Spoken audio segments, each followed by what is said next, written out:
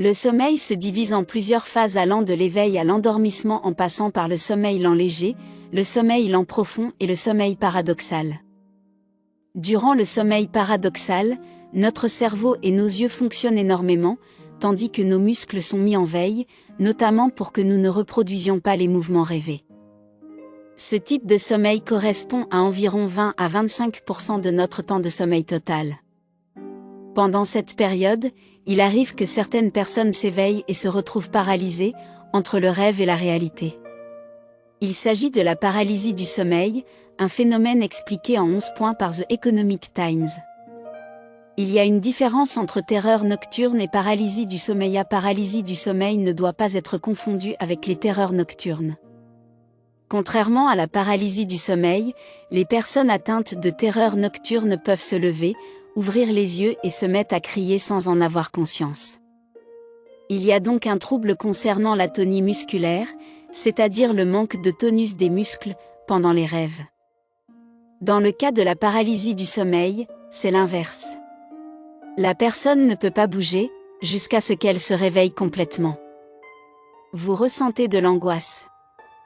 Pendant ce phénomène, la personne ressent un sentiment puissant d'angoisse. Elle est terrorisée par le fait de ne plus bouger et se sent oppressée au niveau de la poitrine. Plusieurs personnes en témoignent et racontent avoir eu l'impression de mourir, de ne rien pouvoir faire contre cette situation. Elle survient pendant les transitions entre endormissement et réveil. La paralysie du sommeil peut survenir pendant les transitions entre l'endormissement et l'éveil. On parle d'état hypnagogique lorsque la personne va s'endormir et d'état hypnopompique quand elle s'éveille, sans être complètement consciente. Vous êtes réellement paralysé. Malgré tous vos efforts pour bouger, vous êtes réellement paralysé. Il semblerait que quelques personnes arrivent à remuer légèrement les doigts et les muscles du visage, mais la majeure partie des gens sont dans l'obligation d'attendre la fin de la paralysie, de quelques secondes à quelques minutes. Vous pouvez avoir des hallucinations. Lorsque vous souffrez de paralysie du sommeil, vous avez des hallucinations. Vu que vous rêvez en étant conscient, les images de vos rêves apparaissent comme si elles étaient réelles. Heureusement, une fois que vous vous réveillez vraiment, tout redevient normal et vous ressentez un grand soulagement. Elle touche n'importe qui.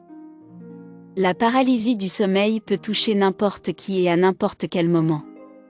Environ 8% de la population générale vit une paralysie du sommeil au cours de sa vie.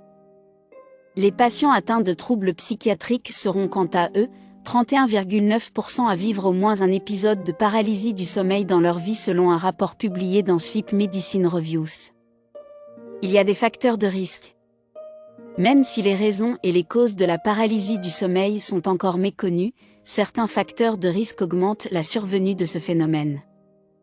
Le manque de sommeil, le stress, un traumatisme, la dépression, sont des facteurs de risque de ce dysfonctionnement bénin du cerveau. Il s'agit d'un phénomène ancien.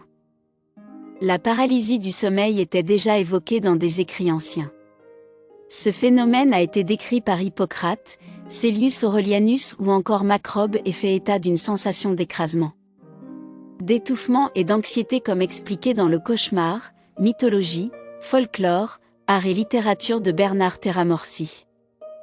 Nommé cauchemar, mauvais rêve ou encore cataplexie du réveil, ce n'est qu'en 1928 que le terme paralysie du sommeil apparaît. Elle a inspiré les artistes. Les artistes s'inspirent également de ce phénomène, jugé surnaturel ou mystique par certains. Johann Heinrich Füssli illustre la paralysie du sommeil dans son œuvre Le Cauchemar, tout comme Charles Walker dans Incubus et Ferdinand Hodler avec La Nuit. Elle est liée à plusieurs légendes. Le mystère qui règne autour de la paralysie du sommeil est aussi à l'origine de plusieurs légendes, esprits des morts, démons, elfes, spectres.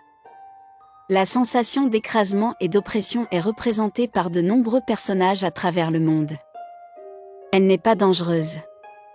Bien qu'elle soit terrifiante, la paralysie du sommeil n'est pas une maladie en soi et elle n'est pas dangereuse. Toutefois, les crises de paralysie du sommeil peuvent engendrer une anxiété et de l'insomnie. Le docteur Royan Parola conseille dans un article pour Doctissimo de ne pas essayer de se réveiller pendant la paralysie du sommeil mais au contraire, d'apprendre à lâcher prise afin de réussir à se rendormir et à ne plus revivre ces crises.